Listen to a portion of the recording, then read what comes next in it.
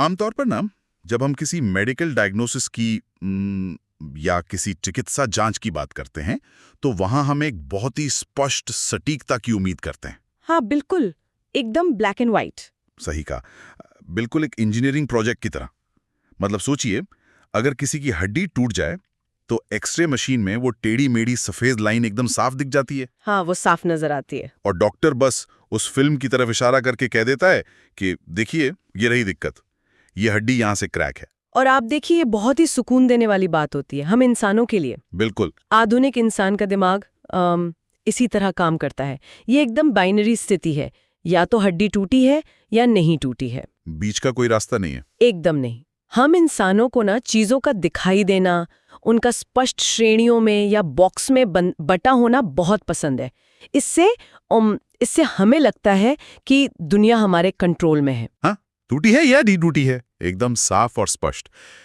लेकिन समस्या तब आती है जब हम मानव इतिहास में पीछे की तरफ जाते हैं। बहुत पीछे। हाँ, जैसे ही हम प्राचीन मानव इतिहास, उनकी मान्यताओं और उनके मनोविज्ञान की दुनिया में कदम रखते हैं ना, तो अचानक वो एक्सरे मशीन काम करना बंद कर देती है। उसके पुर्जे बिखर जाते हैं, है हाँ, ना? बिल्कुल। हम एक ऐसे वैचारिक परिदृश्य को देख रहे होते हैं जो सच कहूं तो बहुत धुंधला है, और जहां आज की हमारी जो आधुनिक तर्कशीलता है वो बिल्कुल काम नहीं आती। ये बिल्कुल डायग्नोस्टिक मडी वाटर्स वाली स्थिति है। मडी वाटर्स, हाँ। मतलब एक बिल्कुल अस्पष्ट और उलझी हुई दुनिया जहां कारण और प्रभाव के जो हमारे आधुनिक नियम है ना, वो पूरी तरह से उलट जाते हैं। पूरी तरह से। जो बात आज हमें बिल्कुल अतार्किक लगती है या अंधविश्वास लगती है, वो उनके लिए कठोर विज्ञान था। और इसी उलझी हुई लेकिन बेहद दिलचस्प दुनिया की गहराई में हम आज जाने वाले हैं, इस खास गहन अध्ययन में। बिल्कुल। आज हमारे सामने जो स्रोत सामग्री है वो है सर जेम्स जॉर्ज फ्रेजर की ऐतिहासिक और मानव विज्ञान की बहुत ही प्रसिद्ध पुस्तक द गोल्डन बाउ, अ study in magic and religion. बहुत ही कमाल की किताब है ये। और हम खास तौर पर इसके अध्याय 7 के पन्नों को पलट रहे हैं। आज का हमारा मिशन ये समझना है कि हमारे पूर्वजों ने मानव कामुकता यानी ह्यूमन सेक्सुअलिटी और कृषि के बीच क्या गहरा संबंध देखा था। हाँ, और ये कोई छोटी बात नहीं थी उनके लिए। बिल्कुल नहीं। उनके लिए ये कोई प्रतीकात्मक, दार्शनिक या नैतिक विषय नहीं था, बल्कि ये जीवित रहने का, अपना पेट भरने का एक बहुत ही व्यावहारिक विज्ञान था। सर्वाइवल का सवाल था। ठीक है, चलिए इसे थोड़ा विस्तार से समझते हैं, क्योंकि आज की ये चर्चा इंसान की आधीन सोच, जादू और खेती के बीच के उस अनोखे संबंध को खंगालेगी जो सच में हैरान कर देने वाला है। और इस पूरी चर्चा की नींव को समझने के लिए ना, हमें आधुनिक सोच के एक बहुत बड़े भ्रम को तोड़ना होगा। कौन सा भ्रम? देखिए, इस पूरी किताब और खासतौर पर इस अध्याय की सबसे अहम बात यह है कि प्राचीन मनुष्य खुद को प्रकृति से अलग नहीं मानता था। अच्छा। आज हम खुद को इंसान मानते हैं और बाकी दुनिया को प्रकृति। हम दोनों के बीच एक कांच की दीवार खड़ी कर देते हैं ना। हाँ, हम कंक्रीट के घरों में रहते हैं और सोचते हैं कि प्रकृति तो बस बाहर है। बिल्कुल, लेकिन आदिम इंसान के लिए ये दीवार थी ही नहीं। वो खुद को उसी पारिस्थितिकी तंत्र का, उसी इकोसिस्टम का एक हिस्सा मानता था, बिल्कुल एक पेड़ या जानवर की तरह। वो खुद को अलग नहीं समझता था। एकदम नहीं। और यहीं से एक बहुत ही खास तरह के जादू का सिद्धांत पैदा होता है, जिसे फ्रेजर ने सहानुभूतिपूर्ण जादू या होम्योपैथिक मैजिक कहा है। Homeopathic magic. इसका वो वाली होम्योपैथी से तो कोई लेना देना नहीं है ना, जो हम आज मेडिकल स्टोर पर देखते हैं? अरे बिल्कुल नहीं। मानव विज्ञान में होम्योपैथिक मैजिक का एक बहुत ही सरल लेकिन शक्तिशाली नियम है, और वो है समान चीजें समान चीजों को जन्म देती हैं। मतलब लाइक प्रोड्यूसेस लाइक। एकदम सही। आदिम इंसान का ये दृढ़ मानना था कि अगर आपको प्रकृति से कोई खास परिणाम चाहिए ना, तो आपको बस उसकी नकल करनी होगी। अच्छा, नकल करनी होगी। हाँ, क्योंकि उनके हिसाब से ब्रह्मांड एक अदृश्य जाल से जुड़ा है। अगर आप यहाँ कोई हरकत करेंगे तो उसका सीधा असर दूर किसी और चीज पर भी वैसा ही पड़ेगा। तो अगर मुझे बारिश चाहिए, मान लीजिए मुझे आज बारिश बनानी है, तो मैं जमीन पर पानी गिराकर बारिश की नकल करूं? बिल्कुल यही लॉजिक था। और अगर आपको अपनी फसल को बढ़ाना है, जमीन से अनाज पैदा करना है, तो आपको क्या करना होगा? तो मुझे हाँ, आपको प्रजनन की नकल करनी होगी। अब समझ आया। फ्रेजर की किताब में इसके इतने अद्भुत और विस्तृत उदाहरण हैं कि ये सोचने पर मजबूर कर देते हैं कि ये दुनिया भर में कितना आम था। उदाहरण के लिए आप मध्य अमेरिका के पिपलेस लोगों को ही ले लीजिए। हाँ, मैंने स्रोतों में इनके बारे में पढ़ा था। ये काफी दिलचस्प था। बहुत ज्यादा। पिग्मेलेस लोग जब अपने खेतों में बीज बोने वाले होते थे ना, तो उससे ठीक 4 दिन पहले पति अपनी पत्नियों से पूरी तरह अलग हो जाते थे। मतलब वो एकदम दूरी बना लेते थे? हाँ, वे एक दूसरे से बिल्कुल दूर रहते थे। और क्यों? ताकि जिस रात वे जमीन में बीज बोएं, उस रात वे अपनी पूरी ऊर्जा और क्षमता के साथ अपनी पत्नियों के साथ शारीरिक संबंध बना सकें। अरे वाह! ये कोई संयोग नहीं था। कुछ मामलों में तो ये काम गांव के कुछ खास लोगों को ठीक उसी समय सौंपा जाता था जब पहला बीज मिट्टी में गिर रहा होता था। मतलब ये एक पूरी तरह से सिंक्रोनाइज्ड इवेंट था, जैसे इधर बीज जमीन में जा रहा है और उधर वे लोग प्रकृति को एक संदेश दे रहे हैं। एकदम सही पकड़ा आपने। और ये सिर्फ मध्य अमेरिका की बात नहीं है। अच्छा, और कहाँ होता था ऐसा? अगर हम दुनिया के दूसरे कोने में जावा द्वीप की तरफ जाएं, तो वहां भी कुछ ऐसा ही था। जब चावल की फसल में फूल आने वाले होते थे, यानी जब फसल अपने सबसे नाजुक और महत्वपूर्ण दौर में होती थी ना, तो किसान रात के अंधेरे में अपने खेतों में जाते थे। अपने खेतों के बीच में? हाँ, खेतों के बीच में जाकर वे अपनी पत्नियों के साथ संबंध बनाते थे। उनका ये पक्का विश्वास था कि उनका ये कृत्य चावल की फसल के वृद्धि को सीधा बढ़ावा देगा। स्रोतों में एक और अनुष्ठान का जिक्र है जो मुझे पढ़कर बहुत ज्यादा सिनेमाई और विजुअल लगा। कौन सा वाला? वो जो न्यू गिनी और ऑस्ट्रेलिया के बीच लेटी और सरमाटा नाम के द्वीप हैं, वहां का नजारा तो और भी भव्य था। ओह हाँ, लेटी और सरमाटा के द्वीपों का उदाहरण तो फ्रेजर के सबसे बेहतरीन वर्णनों में से एक है। बिल्कुल। वहां के लोग सूर्य को पुरुष मानते थे। वे उसे बहुत ही सम्मान से उपुलेरा कहते थे, जिसका मतलब था मिस्टर सन। मिस्टर सन, हाँ। और पृथ्वी उनके लिए स्त्री थी। अब सोचिए उनका अनुष्ठान कैसा होता होगा। वे लोग सूर्य देवता के लिए बाकायदा 7 सीढ़ियों वाली एक असली सीढ़ी बनाते थे। एक असली भौतिक सीढ़ी? हाँ, और उसे एक पवित्र अंजीर के पेड़ के सहारे लगा देते थे, ताकि सूर्य उन सीढ़ियों से उतरकर नीचे आ सके। बिल्कुल। उनका मानना था कि मिस्टर सन उन सीढ़ियों से उतरकर उस पवित्र पेड़ पर आएंगे। वहां सुअरों की बलि दी जाती थी। और फिर उस पेड़ के नीचे पूरा का पूरा समुदाय इकट्ठा होता था। वे लोग वहां पृथ्वी और सूर्य के मिलन का जश्न मनाते हुए सामूहिक रूप से शारीरिक संबंध बनाते थे। बाप रे, ये तो बहुत बड़े स्तर पर होता था। हाँ, और उनका लक्ष्य केवल अपनी वासना पूरी करना नहीं था। उनका लक्ष्य था बारिश बुलाना, अच्छे और सेहतमंद सुअर पाना और अपने कबीले के लिए बच्चे पैदा करना। मतलब कुल मिला के समृद्धि लाना। बिल्कुल, यही उनका मुख्य उद्देश्य था। मध्य अफ्रीका के बगांडा लोगों का भी तो एक उदाहरण था ना? हाँ, वो भी बहुत अनोखा है। बगांडा में जुड़वा बच्चों के माता पिता को अत्यधिक उपजाऊ माना जाता था। अच्छा, क्योंकि उन्होंने जुड़वा बच्चे पैदा किए? बिल्कुल। तो वे अपनी ये उर्वरता केले के पेड़ों में स्थानांतरित करने के लिए एक विशेष अनुष्ठान करते थे। वे इसमें केले के फूल का उपयोग करते थे। ये सब सुनकर मेरे दिमाग में एक अजीब सी तस्वीर बन रही है। ये तो ऐसा है जैसे प्राचीन मनुष्य प्रकृति को एक हाउ टू यूट्यूब ट्यूटोरियल दिखा रहा हो। एक ट्यूटोरियल? हाँ, जैसे वो प्रकृति के सामने खड़ा होकर कह रहा हो कि देखो प्रकृति, हमें पता है तुम भूल गई हो, इसलिए हम दिखा रहे हैं कि प्रजनन ऐसे किया जाता है। अब तुम भी सीखो और हमारी फसल ऐसे ही बढ़ाओ। ये ट्यूटोरियल वाली तुलना बहुत सटीक है। लेकिन यहाँ श्रोताओं के लिए समझना बहुत जरूरी है कि ये कोई साधारण अनियंत्रित वासना का प्रदर्शन नहीं था। कोई वाइल्ड पार्टी नहीं थी मतलब? बिल्कुल नहीं। इसे पृथ्वी की उर्वरता और मानव कल्याण के लिए एक बेहद गंभीर, पवित्र और आवश्यक धार्मिक कर्तव्य माना जाता था। एक ड्यूटी थी उनकी। हाँ, अगर वे ऐसा नहीं करते तो उनके मन में ये गहरा खौफ होता था कि फसल नहीं उगेगी, और अगर फसल नहीं उगी तो वे सभी भूखे मर जाएंगे। ये पूरी तरह से सर्वाइवल का मामला था। ये बात तो समझ में आती है। अगर प्रकृति को उकसाना है तो उसकी नकल करो। लेकिन यहाँ मुझे स्रोतों में एक बहुत बड़ा विरोधाभास दिखा और मैं थोड़ा उलझन में हूँ।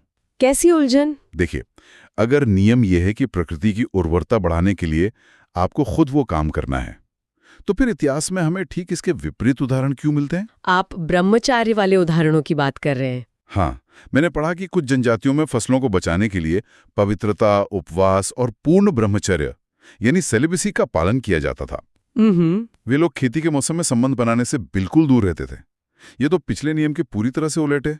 ये कैसे काम करता था? ये एक बहुत ही तार्किक सवाल है, और यहाँ सबसे दिलचस्प बात यह है कि आदि मस्तिष्क एक ही बुनियादी विचार से 2 बिल्कुल विपरीत दिशाओं में जा सकता था। अच्छा। और दोनों को तार्किक मान सकता था। एक निष्कर्ष तो वो था जिसकी हमने अभी बात की, नकल करना। हाँ, वो ट्यूटोरियल वाला लॉजिक। बिल्कुल। लेकिन जो दूसरा निष्कर्ष था ना, वो ऊर्जा के संचय यानी एनर्जी को स्टोर करने से जुड़ा था। आपने जिन उदाहरणों का जिक्र किया वो दरअसल निकारागुआ और मध्य अमेरिका की कुछ जनजातियों के हैं। हाँ, स्रोतों में उनका ही जिक्र था। स्रोतों के अनुसार निकारागुआ के भारतीय जब मक्का बोते थे तो बुवाई से लेकर फसल काटने तक वे अपनी पत्नियों से पूरी तरह अलग रहते थे। बिल्कुल पिपीलेस लोगों के उलट। हाँ, और सिर्फ इतना ही नहीं, वे नमक नहीं खाते थे और चीचा नाम की उनकी जो पारंपरिक मक्के की शराब होती थी उसे भी नहीं पीते थे। सब कुछ छोड़ देते थे। इसी तरह मध्य अमेरिका के केक्ची लोग बुवाई से पहले 5 दिन तक और लैंक्विनेरोस लोग 13 दिन तक किसी भी तरह के शारीरिक सुख और मांस से पूरी तरह दूर रहते थे। लेकिन क्यों? अगर नकल करना ही विज्ञान था तो वे खुद को रोक क्यों रहे थे? क्योंकि उनका एक और विश्वास था, बैटरी थ्योरी। Battery theory. हाँ, आदिम इंसान को लगता था कि मानव शरीर में एक सीमित मात्रा में जीवन ऊर्जा होती है और प्रजनन में बहुत बड़ी मात्रा में ये ऊर्जा खर्च होती है। समझ रहा हूँ। तो अगर कोई व्यक्ति अपनी इस प्रजनन ऊर्जा को खर्च होने से बचा कर रखेगा, खुद पर कठोर नियंत्रण रखेगा, तो वो जो संचित ऊर्जा है वो किसी तरह से जादुई रूप में रिसकर प्रकृति या खेतों के काम आएगी। अच्छा, तो वे अपने शरीर को एक रिचार्जेबल बैटरी की तरह देख रहे थे। बिल्कुल वैसा ही। अगर मैंने अपनी बैटरी फालतू के कामों में खर्च नहीं की तो वो पावर सीधे मेरे मक्के के खेत में चली जाएगी, और अगर मैंने ऊर्जा बर्बाद की तो मेरे पौधों के लिए कोई पावर नहीं बचेगी और वो मुरझा जाएंगे। कमाल का लॉजिक है। एकदम ऐसा है। और यहाँ एक बात और स्पष्ट करनी होगी। बताइए। जब हम आज के समय में महान कवियों जैसे जॉन मिल्टन को पढ़ते हैं तो वे पवित्रता और संयम को एक उच्च आध्यात्मिक आदर्श या नैतिकता के रूप में देखते हैं। हाँ, एक मॉरल हाई ग्राउंड की तरह। लेकिन उन प्राचीन मनुष्यों के लिए ये कोई नैतिकता नहीं थी। वे कोई संत नहीं बन रहे थे। तो फिर क्या था? ये सिर्फ अपना पेट भरने और सर्वाइवल के लिए अपनी तात्कालिक शारीरिक इच्छाओं का एक बहुत ही प्रैक्टिकल त्याग था। उन्हें बस अपनी फसल बचानी थी। ये सच में नजरिया बदल देने वाला है। उनके हर फैसले के केंद्र में सिर्फ और सिर्फ भोजन था। भोजन ही सब कुछ था। अच्छा, अब अगर हम इसी तर्क को थोड़ा और आगे बढ़ाएं, एक और तार्किक छलांग लगाते हैं। चलिए। अगर इंसानों के मिलन से या उनकी बचाई हुई ऊर्जा से प्रकृति हरी भरी हो सकती है, तो इसका मतलब ये भी हुआ कि अगर इंसान कोई गलत काम करे, कोई ऐसा यौन संबंध बनाए जो समाज के नियमों के खिलाफ हो, तो उसका भी प्रकृति पे सीधा असर पड़ना चाहिए। बिल्कुल पड़ना चाहिए। तो क्या वो प्रकृति को नष्ट भी कर सकता था? 100%। और ये एक बहुत ही खौफनाक विचार था उनके लिए। यहीं से हमें मानव इतिहास में महामारियों, अकाल और सूखे का सबसे शुरुआती स्पष्टीकरण मिलता है। अच्छा, मतलब बीमारियां और अकाल इसीलिए आते थे? हाँ, इसे सिर्फ सामाजिक अपराध नहीं बल्कि प्रकृति के खिलाफ अपराध माना जाता था, जो प्रकृति के क्रोध को दावत देता था। स्रोतों में बर्मा के करेन लोगों का जो उदाहरण है वो इसी डर को दिखाता है। हाँ, बर्मा के करेन लोग ये दृढ़ता से मानते थे कि अगर गांव में किसी ने व्यभिचार यानी एडल्ट्री की है तो उसके कारण निश्चित रूप से फसलें खराब होंगी और सूखा पड़ेगा, क्योंकि उस पाप ने धरती की ऊर्जा को प्रदूषित कर दिया है। बिल्कुल। और इसका प्रायश्चित वे कैसे करते थे?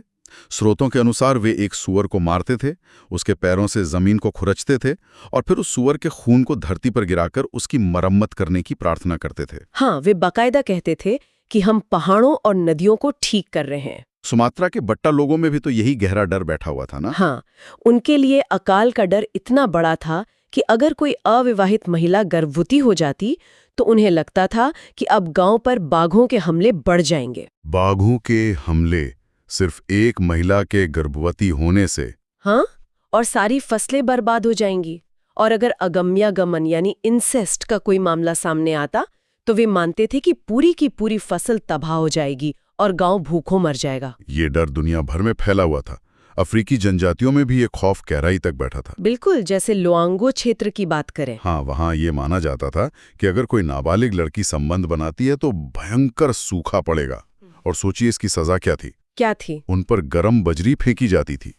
बासुतोस जनजाति का नियम तो और भी सख्त था। हाँ, बासुतोस में तो अगर कोई व्यक्ति किसी भी कारण से अशुद्ध माना जाता था तो उसे खेतों के पास फटकने तक नहीं दिया जाता था। यहाँ तक कि कटी हुई फसल के पास भी नहीं। नहीं, ताकि फसल प्रदूषित न हो जाए। और इसे सिर्फ उन जनजातियों तक सीमित मत मानिए जिन्हें हम आदिम कहते हैं। सही कहा। प्राचीन ग्रीस और रोम जैसी अत्यंत विकसित और सभ्य मानी जाने वाली सभ्यताओं में भी यही सोच काम कर रही थी। ग्रीक साहित्य में भी तो इसके उदाहरण हैं। बिल्कुल। सोफोक्लेस की कहानी बहुत मशहूर है। जब ओडिपस ने अनजाने में अपने पिता की हत्या की और अपनी ही मां से विवाह कर लिया, तो उसके बाद पूरे थीब्स शहर का क्या हुआ? वहां अकाल पड़ गया था। हाँ, औरतें और जानवर बांझ हो गए और जमीन से कुछ नहीं होगा। क्योंकि रोमनों और ग्रीक लोगों का भी यही मानना था कि इन गलत संबंधों ने धरती की प्रजनन क्षमता को ही श्राप दे दिया है। रोम में सम्राट क्लॉडियस के समय का भी जिक्र है, जब एक रईस ने अपनी ही बहन के साथ संबंध बनाए तो इसका प्रायश्चित डायना देवी की पवित्र वाटिका में किया गया था। ताकि धरती की उर्वरता वापस लाई जा सके। बिल्कुल। लेकिन इन सब खौफनाक और गंभीर सजाओं के बीच स्रोतों में मध्य सेलेब्स के टोर डाजाज लोगों का एक तरीका है जो मुझे सबसे अजीब और ईमानदारी से कहूं तो थोड़ा मजाकिया भी लगा। आप उस अनुष्ठान की बात कर रहे हैं जहां वे जानवरों का इस्तेमाल करते थे? बिल्कुल। टॉरेजास लोगों का दिमाग अलग ही स्तर पर काम कर रहा था। जब उन्हें बारिश की जरूरत होती थी और बारिश नहीं आ रही होती थी तो वे इंसानों के बीच नहीं बल्कि जानवरों के बीच अगम्यागमन कराते थे। हाँ, वे जानबूझकर एक मुर्गे और एक सूअर को एक साथ रखते थे, देवताओं को ये दिखाने के लिए कि देखो यहाँ क्या पाप हो रहा है। इसके पीछे उनका जो मनोविज्ञान था ना, वो बहुत ही कैलकुलेटेड था। कैसे? वे जानते थे कि अगर इंसानों ने ऐसा किया तो देवता इतने क्रोधित हो जाएंगे कि भयंकर तूफान भेजेंगे जो पूरे गांव और फसलों को बहा ले जाएगा। अच्छा, तो वो पूरा रिस्क नहीं लेना चाहते थे। एकदम। इसलिए वे जानवरों का इस्तेमाल करते थे। उनका सोचना था कि इसे देखकर देवता थोड़े से नाराज होंगे, बहुत ज्यादा नहीं। और उसी हल्की सी नाराजगी में वे बस उतनी ही बारिश भेजेंगे जितनी खेती के लिए जरूरी है। कमाल है। हाँ, वे तो बिल्कुल वैसा है जैसे कोई अपने घर के इंडोर प्लांट्स को पानी देने के लिए जानबूझकर बिल्डिंग का फायर अलार्म बजा दे ताकि ऊपर से स्प्रिंकलर चालू हो जाए और पौधों को पानी मिल जाए। बिल्कुल सटीक एनालॉजी है। मतलब उन्हें रिस्क भी लेना है, लेकिन एकदम नाप तौल कर, कैलकुलेटेड रिस्क। अगर हम इसे व्यापक संदर्भ में देखें ना, तो फ्रेजर का ये अध्याय हमारी बहुत सी आधुनिक धारणाओं को जड़ से हिला देता है। वो कैसे? हम अक्सर सोचते हैं कि इंसेस्ट टैबू यानी करीबी रिश्तेदारों में विवाह न करने का जो कड़ा नियम दुनिया भर में है, वो शायद जेनेटिक्स या जीव विज्ञान की किसी प्राचीन समझ के कारण शुरू हुआ होगा। हाँ, हम सोचते हैं कि उन्हें पता होगा कि इससे बीमारियां होती हैं। लेकिन ये स्रोत बताते हैं कि इसकी शुरुआत शायद जीव विज्ञान से नहीं, बल्कि इस गहरे अस्तित्ववादी डर से हुई थी कि अगर ऐसा किया तो पूरी दुनिया की खाद्य आपूर्ति खत्म हो जाएगी और सब मारे जाएंगे। मतलब ये जेनेटिक्स का नहीं, जादू और खेती का डर था। बिल्कुल। ये वाकई में दिमाग के सारे जाले साफ करने वाला नजरिया है। अब तक हमने इंसानों की बात की, उनके डरों और उनकी नियमों की बात की, लेकिन प्राचीन दिमाग यही नहीं रुकता। अगर इंसानों की हरकतों का पूरे प्रकृति पर इतना बड़ा असर होता है तो फिर इस पूरे सिस्टम को चलाने वाले देवी देवताओं का क्या? उनका भी तो रोल होगा ही। हाँ, प्रकृति की उर्वरता सुनिश्चित करने के लिए तो खुद देवी देवताओं का मिलन भी जरूरी होगा, है ना? क्या वे देवताओं को भी इसी नियम में बांधते थे? बिल्कुल बांधते थे। और यहीं से शुरू होती है पवित्र अनुष्ठान या देवी देवताओं के विवाह की भव्य परंपराएं, जिन्हें डिवाइन न्यूक्टियल्स कहा जाता था। डिवाइन न्यूक्टियल्स? हाँ। इंसान अपनी छोटी सी कोशिश कर रहा था, लेकिन बड़ी फसल के लिए देवताओं का मिलन आवश्यक था। डायना देवी का ही उदाहरण लें। वो सिर्फ पेड़ों की देवी नहीं थी, वो जंगली जानवरों, फसलों और यहाँ तक कि प्रसव की भी देवी थी।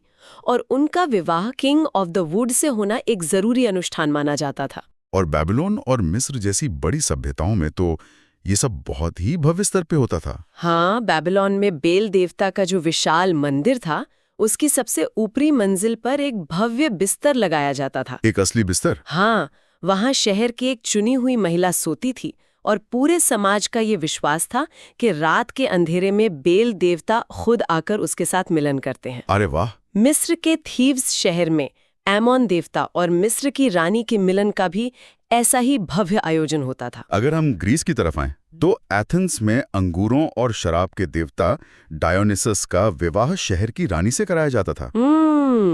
इसके पीछे की उम्मीद बहुत स्पष्ट थी कि ये विवाह होगा तभी शहर के अंगूर के बाग फलों से लद जाएंगे। और ग्रीस में ही एल्यूसिस के महान रहस्यों का जिक्र करना यहाँ सबसे महत्वपूर्ण है ना? एल्यूसिनियन मिस्ट्रीज, बिल्कुल।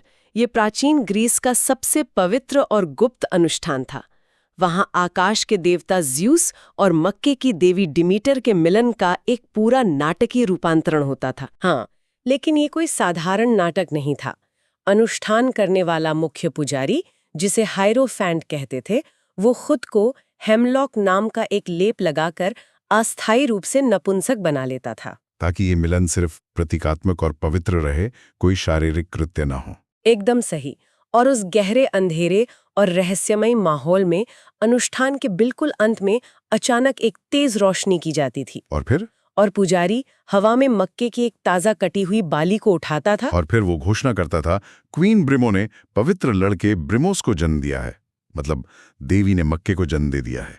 सोचिए, ये एक तरह का प्राचीन भव्य थिएटर था जिसका सीधा और इकलौता मकसद लोगों का पेट भरना था। उनके लिए कला, धर्म और कृषि सब एक ही चीज थे। बिल्कुल। लेकिन इन सब गंभीर अनुष्ठानों के बीच प्लीटिया का जो किस्सा है, वो मुझे किसी रोमांटिक कॉमेडी फिल्म के सीन जैसा लगा। प्लीटिया का अनुष्ठान तो सच में बहुत दिलचस्प है, जहां आकाश के देवता ज्यूस और उनकी पत्नी हेरा का झगड़ा हो जाता है। हाँ, हेरा नाराज होके कहीं चली जाती है। अब ज्यूस क्या करता है? उसे मनाने या चिढ़ाने के लिए वो ओक के पेड़ की एक लकड़ी कटवाता है। एक लकड़ी? हाँ, उस लकड़ी को बिल्कुल एक दुल्हन की तरह कपड़े पहनाता है, उसे एक बैलगाड़ी पर बिठाता है और पूरे शहर में घुमाता है जैसे वो दूसरी शादी करने जा रहा हूं। और फिर हीरा को पता चलता है? बिल्कुल। हेरा जब ये सुनती है तो वो गुस्से में आग बबूला होकर आती है, नई दुल्हन का घूंघट खींचती है और क्या देखती है कि वो तो बस एक लकड़ी है। और फिर दोनों हंसने लगते हैं। हाँ, उनमें सुलह हो जाती है। सुनने में ये एक मजेदार कहानी लगती है, लेकिन इसके पीछे का विज्ञान समझिए। क्या विज्ञान था? उनके लिए बारिश तब होती थी जब आकाश और हवा के बीच टकराव होता था, यानी तूफान आता था और फिर सब शांत हो जाता था। ज्यूस और हेरा का झगड़ा और सुलह उसी आंधी तूफान और उसके बाद की बारिश का प्रतीक था। वे ये नाटक करके मौसम के चक्र को चला रहे थे। ग्रीस या मिस्र के बड़े शहरों तक सीमित नहीं था। स्रोतों में वोटिएक्स लोगों का भी जिक्र है। हाँ, रूस के वोटिएक्स। जब उनके यहाँ अकाल पड़ा तो उन्हें लगा कि उनका देवता केरेमेट इसलिए नाराज है क्योंकि उसकी शादी नहीं हुई है। तो उन्होंने बाकायदा शराब का इंतजाम किया, एक सजी हुई गाड़ी ली और देवता का विवाह पृथ्वी पत्नी से करा दिया। और प्रतीक के रूप में वे पवित्र उपवन से घास का एक टुकड़ा अपने घर ले आए, ये मानकर कि देवता खुश हो गया है। पेरू के भारतीयों ने तो एक 14 साल की लड़की की शादी एक पत्थर से कर दी, क्योंकि वे उस पत्थर को अपना भगवान मानते थे। और ब्लैकफुट भारतीयों में सूर्य देवता के साथ एक महिला का विवाह कराया जाता था। लेकिन जो सबसे अजीब और दिलचस्प मुझे लगा वो था एल्गोंक्वेन और हुरोन कबीले के मछुआरों का काम। उन्होंने तो सारी हदें ही पार कर दी। वो जालों वाली बात ना? हाँ, वे अपने मछली पकड़ने वाले जालों की शादी 6 या 7 साल की छोटी बच्चियों से कराते थे। क्योंकि उनके लिए वो जाल कोई निर्जीव रस्सियों का गुच्छा नहीं था, वो एक जीवित आत्मा थी। अच्छा, जीवित मानते थे उसे? बिल्कुल। और अगर जाल खुश रहेगा, उसका परिवार होगा, तभी तो वो ज्यादा मछलियां पकड़ेगा। ये सब पढ़कर मुझे बस एक ही बात समझ आई। क्या? चाहे वो प्राचीन एथेंस का कोई बहुत पढ़ा लिखा दार्शनिक समाज हो या फिर हुरॉन कबीले का कोई साधारण मछुआरा, उन सभी समाजों का जो बुनियादी ऑपरेटिंग सिस्टम था वो बिल्कुल एक जैसा ही काम कर रहा था। यही इस पूरे अध्याय का सबसे बड़ा निचोड़ है।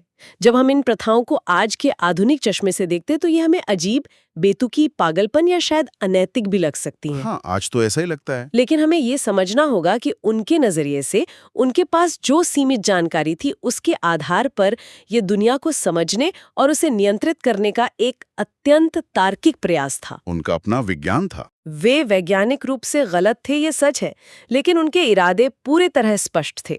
उन्हें बस अपना और अपने समुदाय का भोजन सुनिश्चित करना था। सर्वाइवल। बिल्कुल। उनके लिए कामुकता का खुलकर प्रदर्शन करना या फिर कठोर संयम और ब्रह्मचर्य का पालन करना, ये दोनों ही महज नैतिक या चारित्रिक चुनाव नहीं थे। ये उनके लिए जीवित रहने के उपकरण थे, टूल्स ऑफ सर्वाइवल थे। तो इस सब का असल मतलब क्या है? हमने इतनी सारी अलग अलग संस्कृतियों, इतने सारे अजीबोगरीब अनुष्ठानों पर बात की। मतलब ये है कि मानव मस्तिष्क हमेशा से अपने आसपास की दुनिया में पैटर्न और कारण ढूंढता आया है। जब हमारे पास आधुनिक विज्ञान नहीं था तो हमने दुनिया की हर घटना को खुद से जोड़ लिया। हमने अपने ही शरीर, अपने ही व्यवहार और अपनी ही इच्छाओं को ब्रह्मांड का केंद्र मान लिया। हमने सोचा कि जो हम करेंगे बिल्कुल वही प्रकृति भी करेगी। एकदम सही। और यहीं पर मैं इस चर्चा को सुन रहे सभी लोगों के लिए एक विचार छोड़ना चाहता हूं। प्राचीन लोग पूरी तरह से ये मानते थे कि उनके निजी, उनके सबसे अंतरंग कार्यों का सीधा असर वैश्विक मौसम पर, बारिश पर और महामारियों पर पड़ता है। हाँ, बिल्कुल। उन्होंने दुनिया को कंट्रोल करने का जो कंट्रोल रूम बनाया था, उसमें उनके खुद के व्यक्तिगत व्यवहार के बटन लगे हुए थे। अब सोचिए, क्या आज भी हम उसी आदिम प्रवृत्ति का शिकार नहीं है? ये एक बहुत गहरा सवाल है। आज जब कोई बड़ी प्राकृतिक आपदा आती है, कोई भयंकर भूकंप आता है, बाढ़ आती है या कोई वैश्विक संकट खड़ा होता है, तो क्या हम तुरंत ही मानव जाति के सामूहिक नैतिक पतन को उसका जिम्मेदार नहीं ठहराने लगते? बिल्कुल ठहराते हैं। क्या आज भी लोग ये नहीं कहते कि लोगों का आचरण खराब हो गया है, पहनावा खराब हो गया है, इसीलिए प्रकृति कहर बरपा रही है? ये तो अक्सर सुनने को मिलता है। शायद हम आज भी उस मैजिक वाली सोच से पूरी तरह बाहर नहीं आ पाए हैं। हमारी वो डायग्नोस्टिक एक्सरे मशीन, जिसके बारे में हमने शुरुआत में बात की थी, जो हर चीज को लॉजिक के सांचे में फिट करती है, वो शायद आज भी इंसानी फितरत के सामने थोड़ी सी टूटी हुई ही है। बिल्कुल सही कहा आपने। और इसी विचार के साथ हम आज का ये गहन अध्ययन यहीं समाप्त करते हैं। ये सोचना अपने आप में कितना सिहरन पैदा करने वाला है कि एक राजा रथ पर सवार होकर रोम की सड़कों से गुजर रहा है। उसने भारी मुकुट पहना है, एक शानदार जामुनी चोगा उड़ा है, लेकिन उसका जो चेहरा है ना, हाँ, वो पूरा का पूरा लाल रंग से पुता हुआ। बिल्कुल, उसका पूरा चेहरा सिंदूर से रंगा हुआ है, एकदम खून से सने हुए मुखौटे जैसा। आज के समय में हम सत्ता और राजनीति को सिर्फ नीतियों या अर्थव्यवस्था के चश्मे से देखते हैं ना। सही बात है। आज सत्ता का मतलब एक तार्किक प्रशासन है, जैसे कोई गणित या इंजीनियरिंग हो। हाँ, समस्या है तो शासक उसका लॉजिकल समाधान निकालेगा। लेकिन अतीत के पन्नों में एक ऐसी दुनिया भी दफन है जहां शासक का काम सिर्फ संसद में बैठकर कानून बनाना नहीं था, बल्कि उससे कहीं ज्यादा था। हाँ, एक ऐसा समय जहां एक राजा की कुर्सी, और सच कहूं तो उसका पूरा जीवन, इस बात पर निर्भर करता था कि वो आसमान से बारिश करवा सकता है या नहीं। जहां सत्ता का सीधा मतलब था धरती को उपजाऊ बनाए रखने की जादुई क्षमता। और अगर राज्य में फसलें नहीं उगी तो राजा सिर्फ गद्दी से नहीं उतरता था, उसका पूरा अस्तित्व ही खतरे में पड़ जाता था। तो आज की इस गहन चर्चा का हमारा मिशन यही है। हम सर जेम्स जॉर्ज फ्रेजर की जो मशहूर किताब है ना, द गोल्डन बो, उसके 8वें अध्याय रोम के राजा पर गहराई से चर्चा कर रहे हैं। और ये बहुत ही दिलचस्प अध्याय है, क्योंकि ये इतिहास का वो दौर था जहां राजनीति और जादू टोने के बीच कोई सीमा रेखा नहीं थी। राजा केवल एक इंसान या एक प्रशासक नहीं था। तो क्या था वो? उसे प्रकृति को दिशा देने वाला एक जीवित देवता माना जाता था, और यही धारणा उस पूरे समाज की नींव थी। तो चलिए इस गुत्थी को सुलझाते हैं। इस स्रोत की शुरुआत में ही एक बहुत ही रहस्यमयी जगह का जिक्र आता है, नेमी का पवित्र उपवन। यहाँ वनस्पति और जल की शक्तियों के बीच एक पवित्र विवाह का अनुष्ठान होता था। हाँ, लेकिन ये कोई नाटक या सिर्फ रस्म नहीं थी। इसे समझने के लिए हमें प्राचीन समाज के मनोविज्ञान में उतरना होगा। उनके सोचने के तरीके को समझना होगा। बिल्कुल, उनके लिए जादू कोई कहानी या अंधविश्वास नहीं था। ये उनके लिए विज्ञान था, उनकी भौतिकी थी। जैसे आज हम जानते हैं कि स्विच दबाने से बिजली आती है। सही बात है, कार्य और कारण। हाँ, वैसे ही उनका मानना था कि ब्रह्मांड सिंपैथेटिक मैजिक या समान से समान की उत्पत्ति के सिद्धांत पर काम करता था। उनका मानना था कि पृथ्वी का उपजाऊपन कोई स्थायी चीज नहीं है, तो उसे बनाए रखने के लिए कुछ करना पड़ता था। हाँ, अगर धरती को हरा भरा रखना है तो वनस्पति और जल की शक्तियों का मिलन करवाना ही होगा। तो इसका मतलब है कि वे प्रकृति की शक्तियों को इंसानी रूप दे रहे थे। स्रोत में एक बहुत ही खास वाटर निम्फ यानी जल परी का विस्तार से जिक्र है। इजेरिया नाम था उसका। इजेरिया, हाँ, नेमी के घने जंगलों में उसकी पूजा होती थी। और ये विवरण मुझे बहुत दिलचस्प लगा कि गर्भवती महिलाएं आसान प्रसव के लिए उसके पास जाती थी। इजेरिया के पानी को जीवन देने वाला माना जाता था। यहाँ जो बात सबसे ज्यादा ध्यान खींचती है वो ये कि इजेरिया कोई साधारण जलपरी नहीं थी। प्लूटार्क जैसे कई प्राचीन विचारकों का मानना था कि वो महान प्रकृति देवी डायना का ही एक रूप थी। अच्छा, डायना? जो नदियों और घने जंगलों की मालकिन थी। बिल्कुल। और डायना को अक्सर ओक के पेड़ों से जोड़ा जाता था। रोमन परंपरा के अनुसार रोम के एक शुरुआती राजा थे नूमा। हाँ, नूमा के बारे में स्रोत में काफी कुछ है। तो नूमा इसी जलपरी इजेरिया से रात के अंधेरे में मिलते थे और परंपरा कहती है कि उन्हें अपना सारा ज्ञान और प्रेरणा उसी से मिलती थी। ठीक है, आइए इसे समझते हैं। मतलब एक नश्वर इंसान जो हाड़ मांस का बना है वो एक अदृश्य जलपरी या किसी पेड़ से विवाह कैसे कर सकता है? ये अनुष्ठान असल में काम कैसे करता था? देखिए, ये एक बहुत ही व्यवहारिक प्रक्रिया थी। राजा, जिसे किंग ऑफ द वुड का दर्जा प्राप्त होता था, मतलब जंगल का राजा? हाँ, वो पवित्र ओक के जंगल में जाता था। वो अनुष्ठान के दौरान कुछ खास मंत्र पढ़ता था, पवित्र जल से स्नान करता था और शायद किसी ओक के पेड़ के पास रात बिताता था। तो ये एक प्रतीकात्मक मिलन था। बिल्कुल। राजा पुरुष तत्व यानी वनस्पति या ओक का प्रतिनिधित्व करता था और इजेरिया स्त्री तत्व यानी जल का। जब राजा ये सब पूरा करता था तो पूरे राज्य को विश्वास हो जाता था कि अब फसलें लहलहाएंगी। तो क्या राजा सच में इस बात पे यकीन करते थे? मेरा मतलब है, अगर आज कोई आधुनिक नेता ये कहे कि उसके किसी पेड़ के पास बैठने से देश की जीडीपी बढ़ जाएगी, तो लोग हंसेंगे। हाँ, लोग उसे पीआर स्टंट मानेंगे। क्या प्राचीन रोम के राजाओं के लिए ये सिर्फ अपनी सत्ता चमकाने का या जनता के दिमाग से खेलने का एक तरीका भर था? ये एक बहुत ही तार्किक संदेह है, लेकिन हमें आधुनिक चश्मे को उतारना होगा। राजा भी उसी समाज का हिस्सा थे, है ना? हाँ, वो भी उसी माहौल में पले बड़े थे और वे उसी ब्रह्मांडीय नियमों में विश्वास करते थे। उनके लिए पीआर स्टंट नहीं था। अगर वे ये पवित्र विवाह नहीं करेंगे तो सचमुच अकाल पड़ जाएगा, ऐसा उनका अटूट विश्वास था। राजा खुद को उस जादू का केंद्र मानते थे। यहाँ मामला सच में बहुत दिलचस्प हो जाता है। प्रकृति की देवी से विवाह करने वाले इन राजाओं ने बाद में एक कदम और आगे बढ़ाया। हाँ, सत्ता की भूख कभी खत्म नहीं होती। वे सिर्फ प्रकृति के सहायक बनकर नहीं रुके। स्रोतों के अनुसार उन्होंने सीधे तौर पर सबसे शक्तिशाली देवता, आसमान के देवता जुपिटर का ही रूप धारण करना शुरू कर दिया। यह सत्ता के विकास का एक स्वाभाविक चरण था। जब आप मान लेते हैं कि आपके अनुष्ठान मौसम को नियंत्रित करते हैं, तो आप धीरे धीरे खुद को मौसम का देवता ही समझने लगते हैं। मतलब खुद को भगवान मान लेना। बिल्कुल। राजाओं ने जुपिटर की पूरी वेशभूषा को अपना लिया। ये प्रथा इतनी गहरी जड़ें जमा चुकी थी कि सदियों बाद जब रोम में राजशाही खत्म हो गई और गणतंत्र आ गया, हाँ, तब भी विजयी सेनापतियों ने इसी वेशभूषा की नकल की। इस वेशभूषा का जो विवरण स्रोत में है वो किसी बहुत ही भव्य ऐतिहासिक फिल्म के दृश्य जैसा है। सोचिए, एक राजा 4 घोड़ों वाले रथ पर सवार होकर शहर के बीच से जा रहा है और उसने सोने से जड़ी हुई जामुनी पोशाक पहनी है। दाहिने हाथ में लॉरेल की शाखा, बाएं हाथ में एक हाथी दांत का राजदंड जिस पर एक बाज बना हुआ है, और सिर पर सोने का मुकुट जिसे ओक के पत्तों का आकार दिया गया है। इस पहनावे का हर एक तिनका अपने आप में एक घोषणा पत्र था।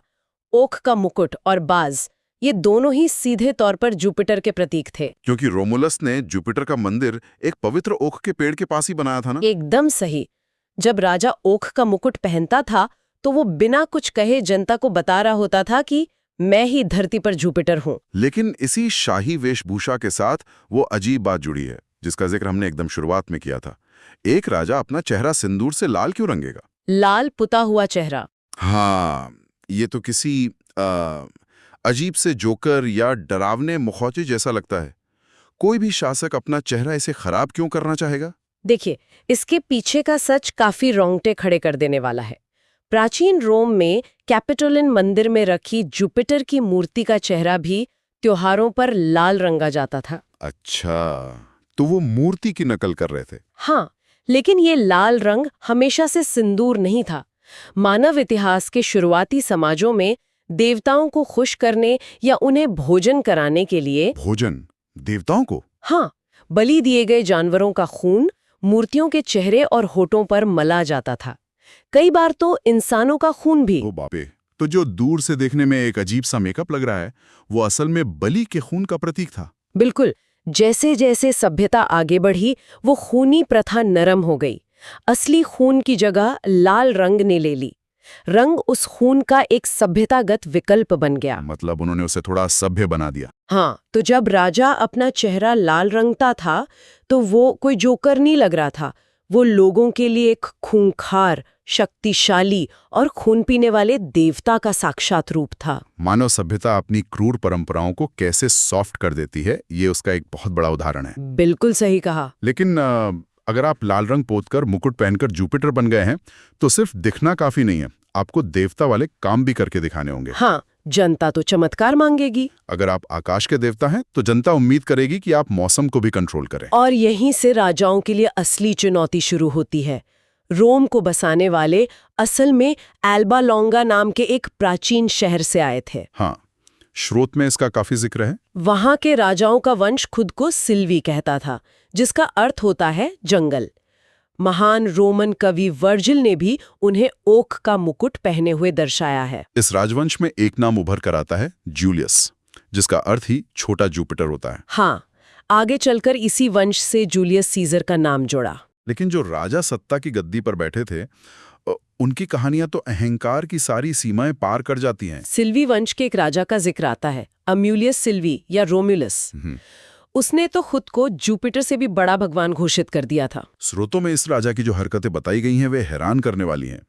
उसने भारी भरकम मशीनें बनवाई, तांबे और कांसे के पुल बनवाए। हाँ, ताकि वो उन पर अपना रथ दौड़ा सके। और जब वो उन पुलों पर रथ दौड़ाता था तो जो गड़गड़ाहट होती थी उससे वो बिजली कड़कने की आवाज बताता था। जरा सोचिए, एक नकली तूफान। हाँ, और जब मौसम में सचमुच आंधी तूफान आता था, असली बादल गरजते थे, तो ये राजा अपने सैनिकों को आदेश देता था कि वे अपनी तलवारों को ढालों पर जोर जोर से पीटें, ताकि आसमान की आवाज दब जाए। बिल्कुल, वो साबित करना चाहता था कि वो आसमान से ज्यादा शोर मचा सकता है। ये मुझे आज के किसी ऐसे तानाशाह की याद दिलाता है जो वीएफएक्स और बड़े बड़े लाउडस्पीकर लगाकर कुदरत को चुनौती दे रहा हो। यह अहंकार की चरम सीमा थी। लेकिन इस कहानी का अंत भी बहुत ही भयानक है। प्राचीन मिथकों के अनुसार एक दिन एक भयंकर तूफान आया। असली तूफान? हाँ, और असली बिजली चमकी और वो ठीक उस राजा पर भिरी। राजा और उसका पूरा परिवार मारा गया। उसी वक्त एल्बा झील में अचानक बाढ़ आ गई और उसका महल उस पानी में डूब गया। बाप रे! डायोनीसियस जैसे प्राचीन इतिहासकार लिखते हैं कि बहुत समय बाद तक जब झील का पानी कम होता था तो तलहटी में उस डूबे हुए महल के खंडहर देखे जा सकते थे। लेकिन रुको, अगर राजा मौसम को नियंत्रित करने का ऐसा भ्रम फैलाते थे तो जब कभी सूखा पड़ता होगा या बारिश नहीं होती होगी तब तो जनता बगावत कर देती होगी। ये एक बहुत बड़ा जोखिम था। एल्बा के राजा की ये कहानी असल में एक चेतावनी थी। कैसी चेतावनी? ये सिर्फ एक राजा के डूबने की कहानी नहीं है। ये इस बात का संकेत है कि प्राचीन ग्रीस और इटली के राजा राज्य के पब्लिक रेन मेकर होते थे। मतलब बारिश लाने वाले अधिकारी? हाँ, अगर वे जादू से बारिश नहीं ला सके या प्रकृति ने उन्हें चुनौती दे दी तो उनका विनाश निश्चित था। तो एक तरफ जान का खतरा और दूसरी तरफ देवता बने रहने के ढेरों नियम। मुझे लगता है धीरे धीरे राजाओं को समझ आने लगा होगा कि भगवान बनना कोई बहुत मजेदार काम नहीं है। बिल्कुल नहीं। एक शासक को सेना तैयार करनी है, दूसरे राज्यों पर हमला करना है। वो दिन भर बैठकर बारिश के अनुष्ठान तो नहीं कर सकता ना। हाँ, साम्राज्य भी तो बढ़ाना है। प्राचीन लैटियम के हर शहर का अपना एक स्थानीय जुपिटर होता था। अनुष्ठान इतने जटिल थे कि जुपिटर और उनकी पत्नी जूनो का पवित्र विवाह हर साल जून के महीने में पूरे विधि विधान से मनाया जाता था। इस अनुष्ठान को लेकर एक दिलचस्प बात यह भी है कि 1 जून को हेलेनस के ओपन में भी कुछ ऐसे ही समारोह होते थे। हाँ, कारना देवी और जानूस का विवाह। और ये असल में जुपिटर और जूनो के ही दूसरे रूप माने जाते थे। इतने सारे देवताओं के रूप, इतनी तारीखें, इतने अनुष्ठान, एक राजा ये सब कैसे याद रख सकता है? वो नहीं रख सकता था। और यही कारण है कि रोमन इतिहास में एक बहुत ही महत्वपूर्ण बदलाव आया। राजाओं ने महसूस किया कि ये डिवाइन पेपर वर्क, मतलब धार्मिक कागजी कार्रवाई, हाँ, ये सब उनकी राजनीतिक महत्वाकांक्षाओं के आड़े आ रहा है।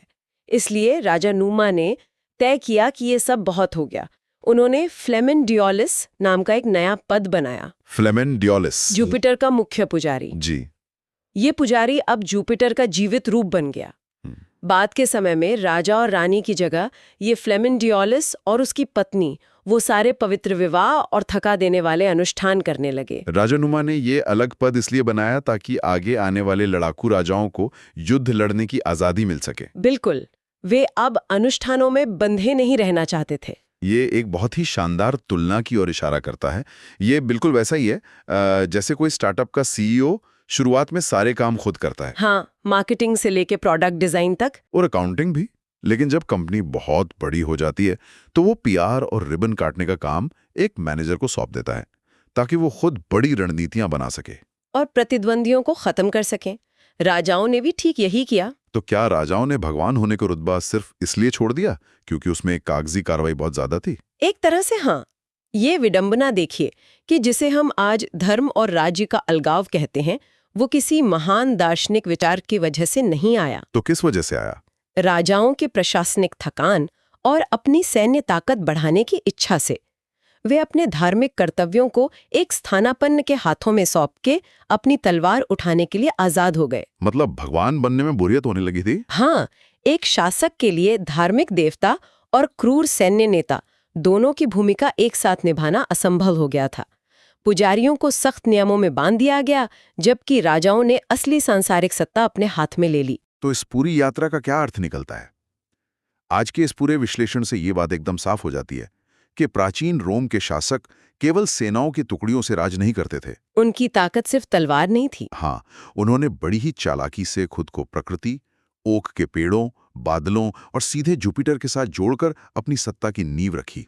लेकिन जैसे जैसे साम्राज्य बढ़ा, सत्ता की भूख बढ़ी, तो वही अनुष्ठान उनके पैरों की बेड़ी बन गए। और तब उन्होंने बड़ी ही कूटनीति से वो जादुई ताज पुजारियों को पहना दिया। ये सत्ता के स्वरूप में एक ऐतिहासिक बदलाव था। इंसान ने भगवान होने का दावा छोड़ दिया और एक राजनीतिक शासक बन गया। ये सब देखने के बाद एक बहुत ही गहरा सवाल मन में उठता है। हम श्रोताओं के लिए सोचने का एक दिलचस्प विषय छोड़ सकते हैं। जरूर, ये जरूरी है। आज के दौर में जब नेता चुने जाते हैं तो उनके वादे महंगाई, सड़कों और बुनियादी ढांचे तक सीमित होते हैं। लेकिन कल्पना कीजिए, अगर आज भी सत्ता का पैमाना यही होता कि कोई नेता अपने हाथों से कितनी अच्छी बारिश ला सकता है, तो क्या दुनिया का राजनीतिक परिदृश्य बिल्कुल अलग नहीं होता? बिल्कुल। क्या तब संसदों में आर्थिक बहस की जगह मौसम के वादे नहीं गूंज रहे होते? शायद तब नेताओं का असली मूल्यांकन उनके भाषणों से नहीं, बल्कि खेतों की हरियाली से होता। और एक और विचारणीय बात यह है कि जब पुराने राजाओं ने मौसम को नियंत्रित करने का ताज उतार फेंका, तो क्या उसी दिन से मानव जाति ने प्रकृति के प्रति अपनी सबसे बड़ी जिम्मेदारी भी किसी और पर नहीं टाल दी? पहले पुजारियों पर और आज शायद वैज्ञानिकों पर। सही कहा। हम आज भी किसी ऐसे आधुनिक जादूगर की तलाश में रहते हैं जो हमारी ही बिगाड़ी हुई प्रकृति को किसी तकनीक से ठीक कर दे, बिना हमारी जीवन शैली को बदले। सत्ता और प्रकृति का ये रिश्ता सदियों बाद भी उतना ही जटिल है। बिल्कुल। इसी विचार के साथ हम आज की इस गहन चर्चा को यहीं समाप्त करते हैं। मिलेंगे अगली बार एक नए विषय के साथ। जरा इस स्थिति की कल्पना कीजिए। आप एक बेहद मुश्किल दौड़, मतलब एक रेस जीतते हैं। इनाम के रूप में आपको राजकुमारी का हाथ मिलता है, पहनने के लिए एक चमचमाता हुआ ताज मिलता है और पूरे राज्य की सत्ता आपके कदमों में होती है। लेकिन इस ताज के साथ एक एब्सोल्यूट गारंटी भी जुड़ी है। एक ऐसी गारंटी जो शायद किसी को भी डरा दे। हाँ, बिल्कुल। गारंटी ये है कि एक दिन आपको बेहद बेरहमी से, पूरी तरह से हिंसा के साथ मार दिया जाएगा, और वो भी आपके ही किसी उत्तराधिकारी के द्वारा। सही कहा। ये सुनकर ऐसा लगता है ना जैसे किसी आधुनिक फैंटेसी कहानी या गेम ऑफ थ्रोन्स का प्लॉट हो। लेकिन ये असल में प्राचीन राजशाही यानी किंगशिप की सच्चाई थी। और ये सच्चाई वाकई उन सभी धारणाओं को तोड़ देती है जो हम राजशाही के बारे में रखते हैं। आमतौर पर हमारी समझ क्या होती है? यही ना कि राजा की मृत्यु हुई और उसका बेटा सीधे गद्दी पर बैठ गया। हाँ, एक बिल्कुल सेट और सिंपल सिस्टम जिसमें सब कुछ पहले से तय होता है, एक सीधी लाइन में पावर ट्रांसफर। लेकिन आज इस गहरी चर्चा में हम जिस स्रोत का विश्लेषण कर रहे हैं, वो इस आम समझ को पूरी तरह से पलट देता है। आज हम बात कर रहे हैं सर जेम्स जॉर्ज फ्रेजर की प्रसिद्ध पुस्तक द गोल्डन बाउ के 9वें अध्याय की, जिसका नाम है the succession to the kingdom. एक बेहद डीप और फैसिनेटिंग चैप्टर है ये। इसमें हमें समझ आता है कि प्राचीन लैटिन और रोमन सभ्यताओं में राजा बनने के नियम वाकई कितने अलग थे। सही में, इस स्रोत को पढ़ने के बाद एक ऐसी दुनिया सामने आती है जहां सक्सेशन यानी सत्ता का हस्तांतरण पिता से बेटे को नहीं होता था।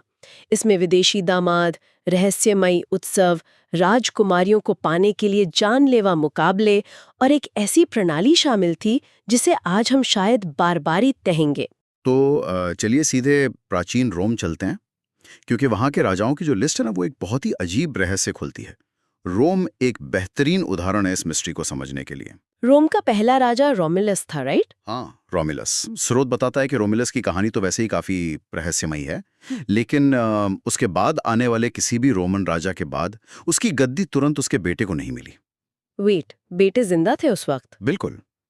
ध्यान देने वाली बात यह है कि उन राजाओं के अपने बेटे और पोते थे, वो जिंदा थे, फिर भी गद्दी उन्हें नहीं मिली। तो फिर गद्दी किसको मिलती थी? इसके बजाय ताटियस, टॉर्क्वेन द एल्डर और सर्वियस जूलियस जैसे राजाओं का अगर हम देखें तो उनकी मृत्यु के बाद उनकी गद्दी उनके दामादों को दी गई।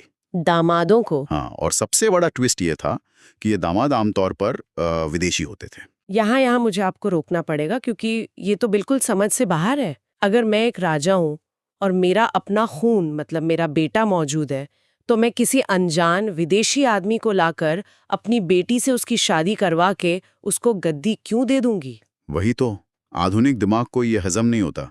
और क्या वहाँ के लोकल लोग एक विदेशी राजा का विरोध नहीं करते थे? देखिए, ये आधुनिक पितृसत्तात्मक यानी पेट्रियार्कल लेंस से देखने पर अजीब लगता है।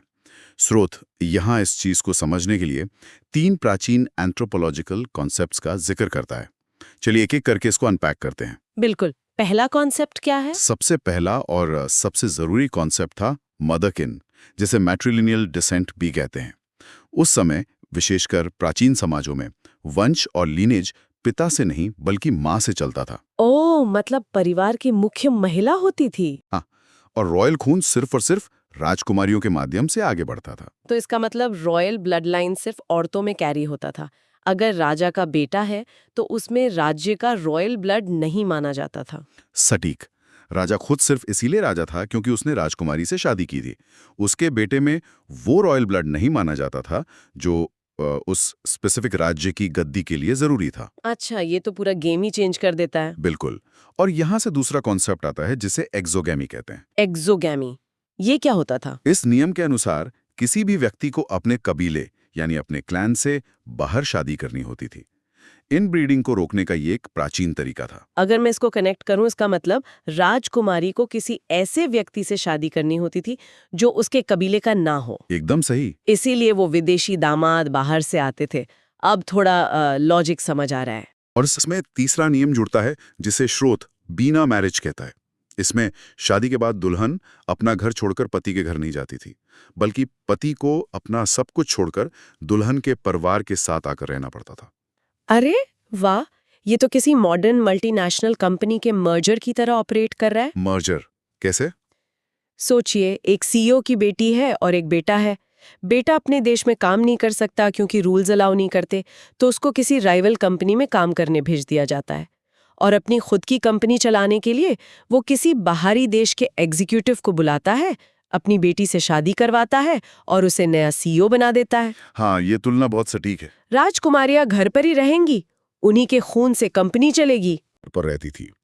और बाहर से लोग आते थे उनसे शादी करने के लिए। हाँ, और जो उनके खुद के भाई या बेटे होते थे वो दूसरे देशों में जाते थे वहां की राजकुमारियों से शादी करके वहां का राजा बनने।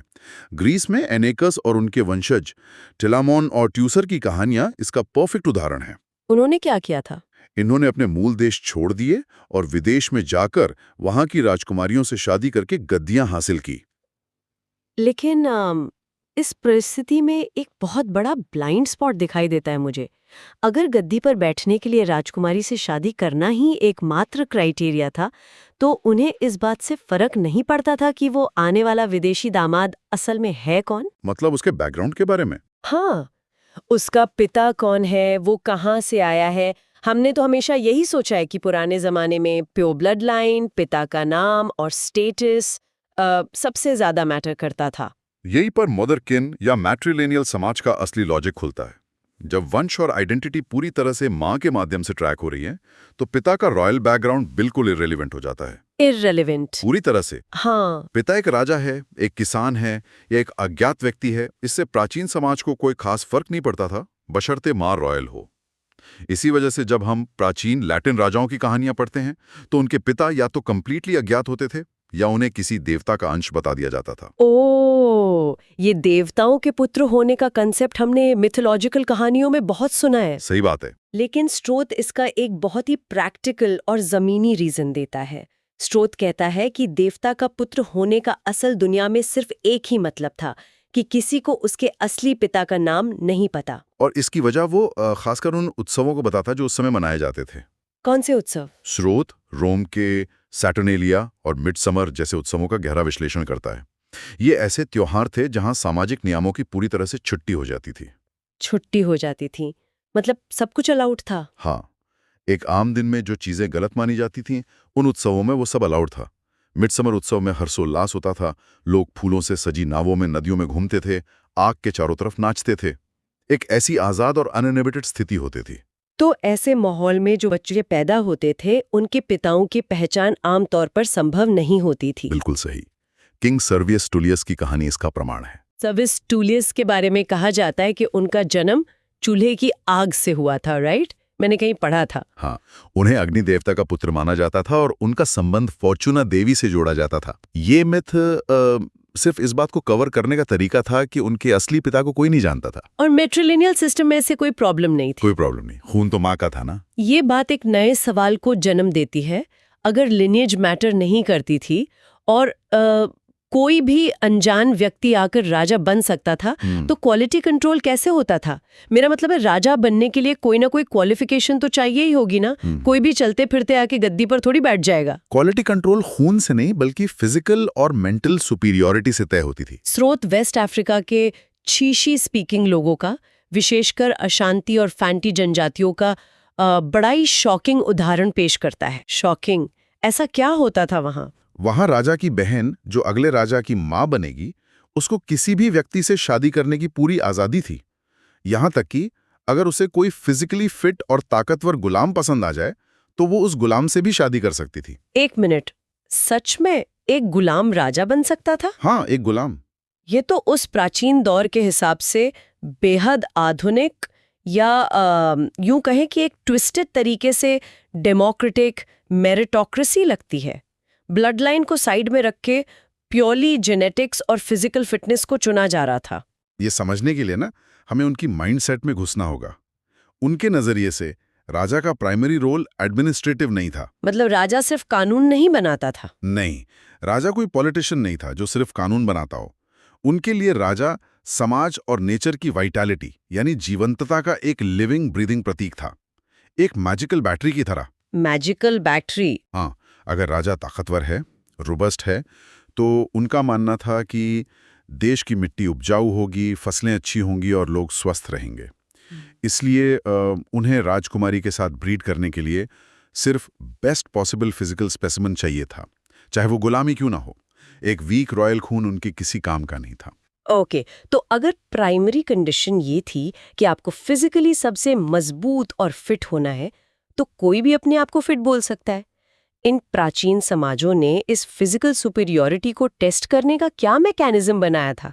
क्या इसके लिए फॉर्मल एग्जाम्स होते थे? इन टेस्ट्स ने ही आगे चलकर खेलों और मुकाबलों का रूप लिया।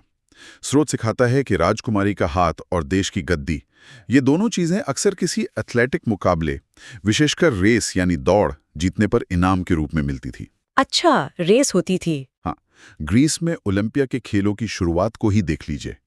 कहा जाता है कि ओलंपिया में सबसे पहली दौड़ एंडीमियन ने शुरू की थी।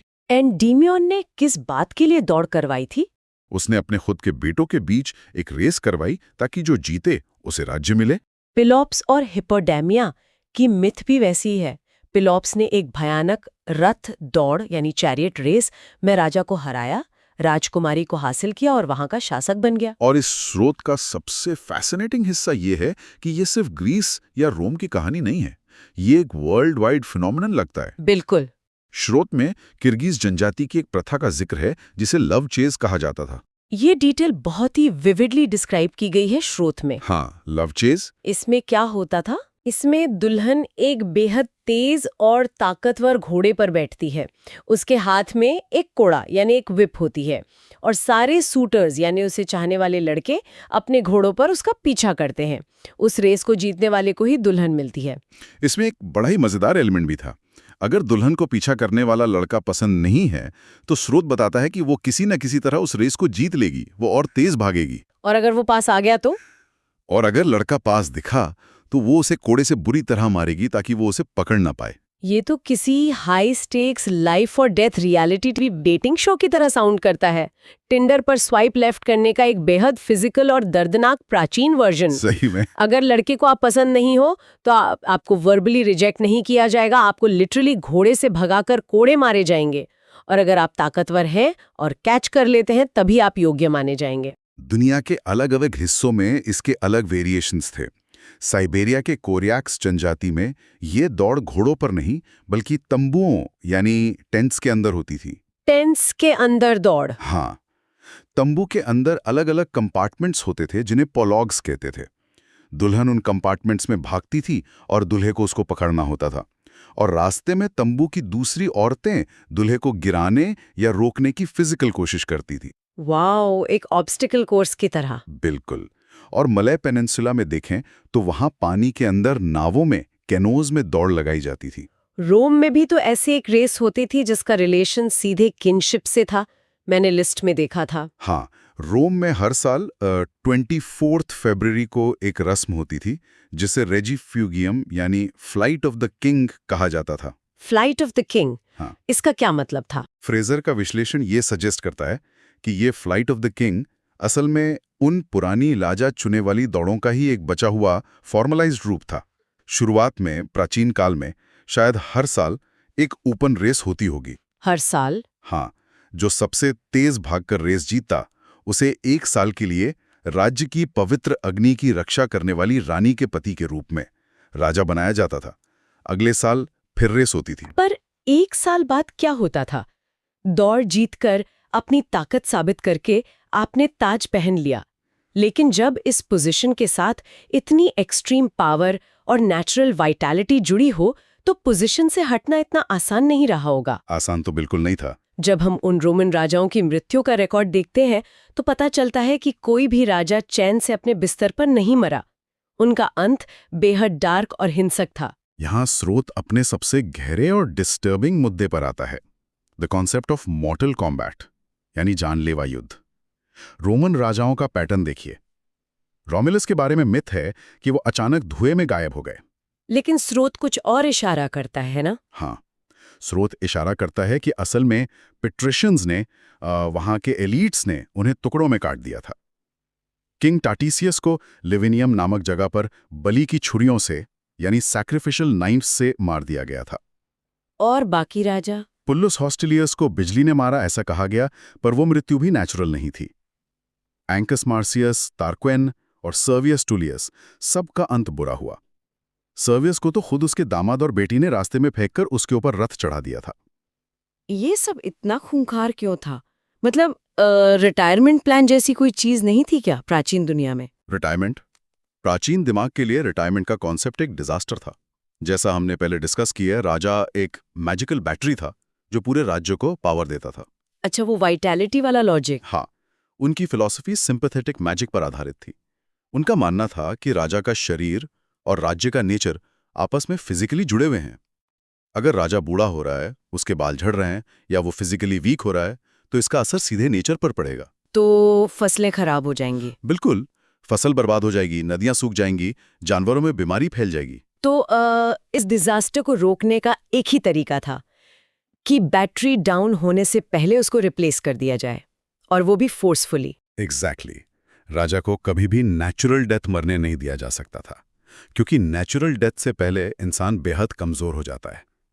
इसलिए स्रोत समझाता है कि नेमी के देवता राजा की तरह राजा बनने का मुकाबला एक लगातार चलने वाला डेथ मैच था। एक एंडलेस डेथ मैच। हाँ, जब तक राजा में ताकत है वो किसी को भी हरा देगा, लेकिन जिस दिन कोई नया, जवान और ताकतवर व्यक्ति आकर उस राजा को युद्ध में चुनौती देता और उसको मार गिराता, तो साबित कर देता था कि पुराने राजा की ताकत खत्म हो चुकी है। और इस तरह नेचर की वाइटैलिटी एक स्ट्रॉन्ग नए वेसल में ट्रांसफर हो जाती थी। अफ्रीका के लुआंगो का जो उदाहरण इस स्रोत में है वो इस चीज की भयानक रियलिटी को दिखाता है। वहां का राजा एक स्पेसिफिक पेड़, नुंगुम्बी ट्री के पास खड़ा होता था, और कोई भी व्यक्ति जिसको लगता था कि अब मैं राजा से ज्यादा स्ट्रांग हूं, वो आकर उस पर हमला कर सकता था। सही बात है। अगर चैलेंजर जीत गया तो वो नया राजा बन गया। और बनियोरो जनजाति में तो स्रोत बताता है कि जब गद्दी खाली होती थी तो क्लेमेंट्स आपस में तब तक लड़ते थे जब तक सिर्फ एक व्यक्ति जिंदा नहीं बच जाता, वही राजा बनता था। ये सिर्फ उन कबीलों तक सीमित नहीं था ना? नहीं, ये सिस्टम दुनिया के अलग अलग कोनों में इवॉल्व हुआ, यहाँ तक कि आधुनिक यूरोप में भी इसके निशान थे। स्रोत इंग्लैंड के कोरोनेशन यानी राज्याभिषेक का जिक्र करता है। वहाँ क्या होता था? वहाँ एक चैंपियन हथियार पहनकर घोड़े पर बैठकर आता था और अपना गॉन्टलेट यानी लोहे का दस्ताना जमीन पर फेंककर चैलेंज करता था कि अगर कोई राजा के राइट को डिस्प्यूट करता है तो आके लड़ ले। ये तो प्रॉपर ड्रामेटिक चैलेंज है। सैमुअल पेपीज नाम के एक मशहूर राइटर ने किंग चार्ल्स II के कोरोनेशन के दौरान इसे अपनी आंखों से देखा था। ये उसी प्राचीन मॉर्टल कॉम्बैट का एक स्टाइलाइज्ड औपचारिक वर्जन था। लेकिन इस सब को सुनने के बाद मेरे दिमाग में जो सबसे बड़ा लॉजिक फेल दिख रहा है वो ये है कि इस पोस्ट के लिए अप्लाई ही क्यों करना? कैसे? अगर प्रोसेस ये है कि पहले दौड़ लगाओ, जीतो, विदेश जाओ, शादी करो, राज्य चलाओ, और इस सब का अल्टीमेट एंड सिर्फ और सिर्फ आपका वायलेंटली मर्डर होना है, तो उस जमाने में लोग इस पोजीशन से भागते क्यों नहीं थे? पागल थोड़ी थे लोग। हाँ, इसका कारण यह है कि हम इसे जॉब के रूप में देख रहे हैं। प्राचीन समाज में ये सिर्फ अथॉरिटी नहीं थी, ये डिविनिटी थी। आप भगवान बन रहे थे। उन कुछ सालों के लिए आपके पास एब्सोल्यूट डिवोशन और राज्य के सबसे बेहतरीन रिसोर्सेज थे। एक लिविंग गॉड बनने का लालच। हाँ, और युद्ध करके सत्ता पाना उस जमाने के वॉरियर्स के लिए सबसे बड़ा सम्मान था। उनकी आइडियोलॉजी में शांति से बिस्तर पर मरना वैसे भी कायरता माना जाता था। योद्धा की तरह मरना ही उनका अल्टीमेट गोल था। तो आज के इस गहरे विश्लेषण में हमने जो पाया वो वाकई माइंड ब्लोइंग है। राजशाही की हमारी वो नीट एंड क्लीन थ्योरी पूरी तरह से टूट चुकी है, जिसमें गद्दी पिता से सीधे बेटे को मिलती है। हमने मैट्रिलिनियल सिस्टम्स को देखा जहां मां के वंश की कीमत थी और पिता अज्ञात देवता होते थे। और हमने देखा कि कैसे प्योरली फिजिकल स्ट्रेंथ और जेनेटिक्स की डिमांड थी, जिसके लिए दौड़ लगाई जाती थी, जैसे वो रियलिटी शो जैसा लव चेज। और अंत में हमने उस डार्क ट्रूथ को समझा कि राजा होना नेचर की एक मैजिकल बैटरी बनने जैसा था, जिसे डेड होने से पहले फोर्सफुली रिप्लेस करना पड़ता था। इन सारी अलग अलग ट्रेडिशंस को जब स्रोत एक साथ बनता है तो ये क्लियर हो जाता है कि प्राचीन लीडरशिप किसी एंटाइटलमेंट पर नहीं टिकी थी। सही बात है। ये किसी सर्टिफिकेट या पुराने खानदान के नाम पर नहीं थी। ये प्योर, कांस्टेंट कैपेबिलिटी और सर्वाइवल पर आधारित थी, जो कि हमें एक बहुत ही दिलचस्प पॉइंट पर लाकर छोड़ देता है। उस प्राचीन काल में लीडरशिप और रूलिंग पावर एक एक्सट्रीम प्रेशर कुकर जैसी थी। राजा को पता था कि अगर उसने थोड़ी सी भी सुस्ती दिखाई या वो थोड़ा सा भी अनफिट हुआ तो कोई और आकर उसकी जान ले लेगा। एक कांस्टेंट फियर और अलर्टनेस। बिल्कुल।